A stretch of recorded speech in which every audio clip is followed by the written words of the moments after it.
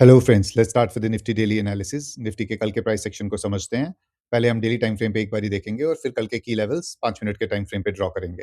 दोस्तों, इस वीडियो को ध्यान से देखिएगा क्योंकि हम लोग इसमें बहुत सारे इंपॉर्टेंट कॉन्सेप्ट्स की भी डिस्कशन करते हैं और आप लोगों के लिए एक बहुत अच्छा लर्निंग का सेशन होने वाला है। निफ्टी का सपोर्ट है 25,000 का, एक बहुत बड़ा सपोर्ट है यहाँ पे, और रेजिस्टेंस जो मिलेगा वो 25,500 के आसपास का है। दोनों बहुत ही साइकोलॉजिकल लेवल्स है। कल बजट का सेशन है तो मार्केट ओपन रहेगी और क्योंकि न्यूज बेस्ड रहेगा तो कल बहुत ज्यादा वॉलेटिलिटी के भी चांसेस हैं। जितने भी बिगनर्स हैं उनको मैं कहूंगा कि कल आप ट्रेडिंग अवॉइड करो और सिर्फ मार्केट को देखो कि किस तरीके से सडन स्पाइक्स आती हैं। हाई वॉलेटिलिटी में बिगनर्स ऑप्शन बायर्स के लिए बहुत मुश्किल हो जाएगा अपना कैपिटल बचाना, तो थोड़ा सा सावधान रहें कल की मार्केट में, क्योंकि सब कुछ न्यूज बेस्ड होना है। तो एक पॉसिबिलिटी है कि निफ्टी एक ब्रेकआउट दे 25,508 का।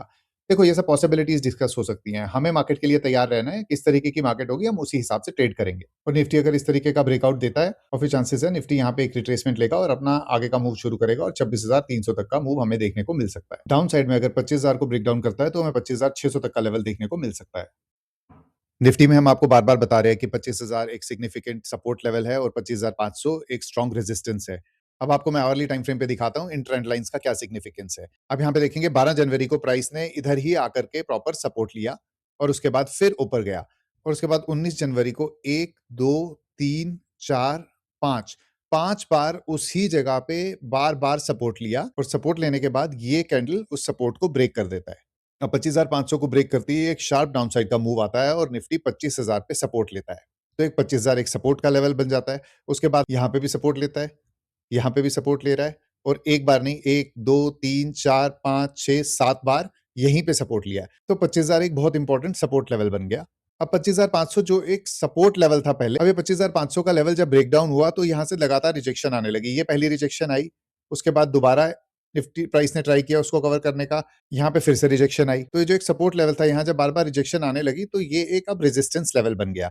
इसलिए हम बोल रहे हैं हमारे लिए सबसे आइडियल चांस ये है कि निफ्टी इसको ब्रेक करे, यहाँ पे रीटेस्ट करे, जिससे ये कंफर्मेशन हो जाए कि अब ये एक स्ट्रॉन्ग सपोर्ट फिर से बन गया है, तो फिर निफ्टी ऊपर का अपना जर्नी शुरू कर सकता है। ये बहुत अच्छी चीज है, निफ्टी जितनी देर तक यहाँ पे कंसोलिडेट करता रहे इस रेंज के अंदर, क्योंकि जितना ज्यादा कंसोलिडेट करेगा इसका मतलब बायर्स और सेलर्स जो है वो यहाँ पे एक्टिव होते रहेंगे उस टाइम पे। तो जैसे ही ब्रेकआउट देगा बहुत अच्छा और एक शार्प मूव देगा ऊपर की तरफ।